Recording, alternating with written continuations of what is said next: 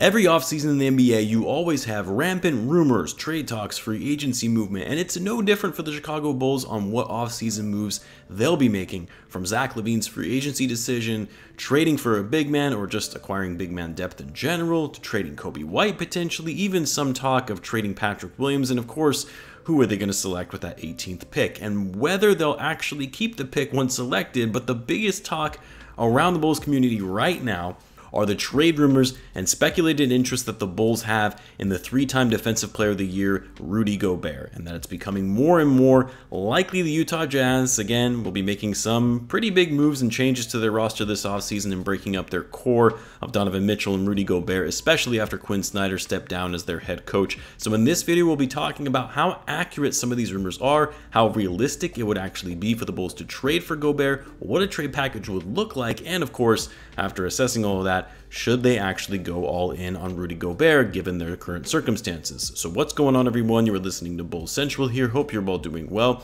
Now, I'm sure some of you are going to be asking, dude, you're behind on all this. All the Rudy Gobert news and rumors happened days ago. Your last video that you talked about, the Filipino draft prospect Kai Soto and how he worked out for the Bulls, which happened last week. Well, as I'm sure most of you know, I've got other responsibilities that haven't allowed me to do daily uploading like I used to, and catching all the latest news in real time isn't as practical for me anymore with a newborn child and a 3-year-old, and still trying to manage a full-time job. If content creation was my full-time job, that would be another thing. But anyway, just laying that out there, as I can see already people coming at me in the comments on this one, especially since this topic has kind of been over talked about among the Bulls community recently, but I've had a lot of you ask about it, so I wanted to discuss it. Now, this subject really came about after reports from both Jake Fisher of Bleacher Report and Kevin O'Connor of The Ringer came out and said that they heard from sources that the Bulls could be interested in making a trade for Rudy Gobert, and that trade talks centering around Gobert have been linked to the Chicago Bulls. This comes off the heels of Quinn Snyder stepping down as head coach, and also just the fact that the Jazz,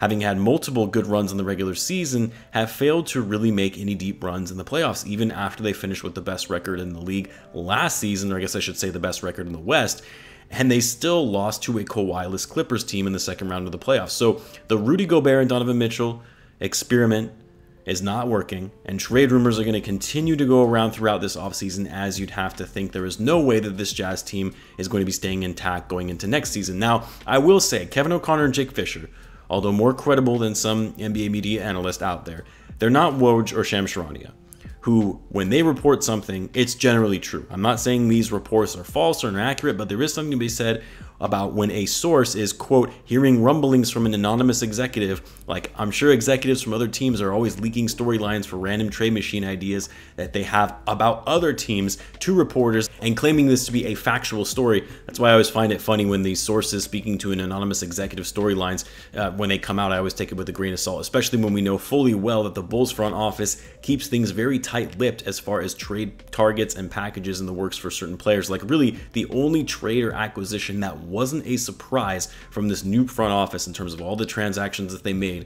was the sign and trade for Lonzo Ball. That was pretty obvious. That was talked about for quite some time leading up to the actual free agency decision. That rumor had really been bubbling up ever since Gar Pax's final year on the job. So I want to say that from the outset that it's very likely these reports aren't even true and hold little validity to them. But let's say for a moment the Bulls being interested in Rudy Gobert was in fact true and was a possibility to actually acquire him in a trade. What would a trade for Gobert look like? How practical would it be for the Bulls, and really for the Jazz as well? As I've always said, you have to put your favorite team bias aside and see if, practically speaking, this would actually work for both teams. And if it was feasible, if a trade option was on the table for the Bulls to make a push for Gobert, the main question is, should they do it? Should they make this all-in type move based on the current roster construction and potential championship window they have in front of them? Now, let's be clear. As much as people would like to call Rudy Gobert overrated because he's a limited player on offense, some would say he's actually even overrated as a defender because he's really just a rim protector and isn't that great at coming out to the perimeter to defend big men that actually space the floor. People will say he clogs the paint, which limits teams' offense, especially in the playoffs as teams have exposed the Jazz weaknesses, more specifically Gobert's weaknesses in a number of playoff series. He chokes in the playoffs, he's clumsy and doesn't have the best footwork for a big man, especially when defending the best big men in the league like Joel Embiid, Nikola Jokic, or even Giannis. I mean, the list goes on and on. I've heard all the reasons for why the Bulls should not bring Gobert on this roster, but the fact of the matter is, and I believe I've said this before in one of my hot takes videos, Gobert is as elite as they come in terms of his defensive-minded abilities. He's a 3-time Defensive Player of the Year and a 6-time first-team All-Defensive Team player. He is one of the best rebounders in the league. He actually led the league in rebounds this past season at 14.7 boards per game. He was 5th in the league in offensive rebounds, something the Bulls really struggled with this past year, giving up so many second-chance points to other teams. He was one of the best shot blockers in the game, finishing this past season 3rd in blocks, 2nd the year prior, and he's 2nd in the NBA in defensive rating. His defensive on-off numbers is also top 5 in the league. Again, the guy is as elite as they come on defense. The other thing is, yes, Rudy isn't the most gifted on offense, but it's not like he's trash on that end of the floor. I also said this before, but it's not like he's a Ben Wallace type of player who was a beast on defense but was incredibly one-dimensional on offense, with really just put-back dunks and lobs being his only scoring weapons, if you want to call it that. Gobert averaged near 16 points per game last season on 71% shooting, which was 1st in the league, by the way. Yes, he doesn't shoot threes. He's not the best free throw shooter, although he's even improved that a bit over his career. And no, he doesn't shoot from the mid-range, really anywhere on the floor, which is, yeah, I won't lie, that's a problem because he provides 0 floor spacing when teams know he isn't going to shoot the ball and is only going to be operating within 3 feet of the basket. But I think what a lot of Bulls fans are overlooking here, a few things really, and I'll start with the piece on offense. First of all, Gobert is a very good screen setter. Like literally, he's one of the best in the league. The Jazz generated 15.3 points per game off of Gobert's screens, which led the league in the NBA last year. He's very effective in the pick and roll, which Vucevic is too, but Gobert is even better with his ability to catch lobs off screens and go up for a lob when a player is being double teamed. And of course, we saw this past season after teams started to figure the Bulls out on offense and doubling DeMar DeRozan to limit the Bulls' effectiveness on that end of the floor. Gobert, well, he provides the ability to call for lobs or setting screens and rolls when defenses are attacking DeRozan or Lavine. Would Gobert clog the floor compared to Vucevic, especially for guys like DeRozan and Lavine who love to operate from the elbow? Absolutely, he would. But keep this in mind. It's not like Vucevic spacing the floor was as effective when he wasn't able to hit his outside shots. Sure, it drew defenses out of the paint because they still have to respect Vucevic from outside, but when DeMar is trying to create plays in the mid-range and getting hammered by double teams, how effective is it really, that floor spacing that Vucevic provides, when he's only shooting 30% from 3? Now, from a defensive perspective, the other criticism of Gobert is that he's actually an overrated defender because he really is just a rim protector. And when it matters, in playoffs or in big moments, he gets exposed and becomes a liability. Well, I would counter that argument by saying, well, what are the other defenders the Jazz have around Gobert? Like, sure, you can say Gobert's defense is limited when it comes to him covering the perimeter, but Gobert throughout his career has never had great perimeter defenders around him. And need I remind everyone, the Bulls have 2 great perimeter defenders when healthy in Lonzo Ball and Alex Caruso. Hell, I'll even throw in Dosunmu in there as well. The other thing I'll say is 2 of the Bulls' biggest weaknesses this past season was rim protection and rebounding, more specifically offensive rebounding. Gobert is essentially the gold standard in both of these areas with his elite shot blocking ability and rebounding, especially with his offensive boards to give the Bulls more second chance points, which the Bulls were in the bottom 5 of the league last year in second chance points, or giving up second chance points, I should say. Don't get me wrong, the Bulls still need shooting. That's the other big hole they have in their roster, and I'll talk about that in a little bit when it comes to trade packages for Gobert. But look, I get the criticisms of him. I get the skepticism of his game and how he would fit on this Bulls roster, especially when the Bulls don't have much floor spacing already with guys like DeMar DeRozan. But in my view, this team can either be really great at a few things, like elite defense between rim protection and perimeter defense, as well as mid-range offense, or just a little above average in a bunch of different areas like we saw this past season. Now, the biggest challenge in all of this, and quite frankly, what is probably going to make a move for Rudy Gobert unrealistic, is how much the Bulls would have to give up in order to get him. And then, of course, the other thing is that gives me the biggest pause is executing the actual trade and taking on Gobert's contract. Like, as good as I think Gobert is, and don't buy this narrative that he's overrated, his contract is a huge risk that the Bulls will be taking on for a player who is not going to be a big piece to your offense. Gobert signed a 5-year, $205 million max extension back in 2020. He's going to be getting paid through 2026 when he's 33 years old at a little over $46 million that season.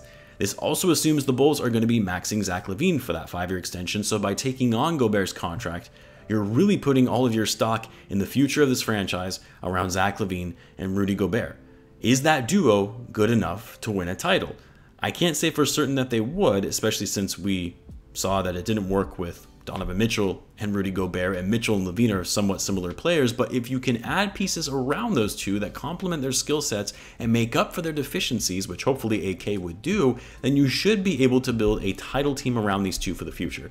Now, I didn't mention DeMar DeRozan because DeMar really is more part of the Bulls' short-term plan at his age, even though right now he's the Bulls' best player. So you can even add him into the mix in terms of the Bulls' short-term contention when you add Rudy Gobert to this roster. But anyway, suffice it to say, you're putting all of your eggs in one basket with the future of this franchise being centered around Gobert and Lavine with very limited salary cap flexibility with both of those guys on max contracts. Now, as far as what a trade for Gobert would look like, well, you're going to have to give up a lot. One, because you have to match Gobert's large salary. And two, the Jazz are going to be looking for a lot in return for Gobert if they plan to move him. They're not going to give up an all-star and all-NBA level player for pennies on the dollar. And to be honest, I wouldn't be shocked if the Jazz blew up their team entirely and looked to start rebuilding, which in that instance, they're going to look for younger players and draft capital, something the Bulls don't really have a ton of. Now, the common trade package I've seen thrown around is Gobert for Nikola Vucevic and Patrick Williams, which I actually have a hard time seeing the Jazz going for this. Like, if the Jazz are getting rid of Gobert and potentially Donovan Mitchell, they're going to look for younger players, like I mentioned, which Pat certainly is and has a lot of upside potential, but Vucevic, still a great player and still a very valuable player, but he's going to be 32 on an expiring contract, so he wouldn't be a part of their long-term future. So you're really just trading Rudy Gobert for the hope that Patrick Williams is going to be a future star player. I can't really see them going for that, knowing they can likely get more for him in a package from other teams. On top of that, I know some people are going to think I'm crazy for this, but I don't want to trade Patrick Williams.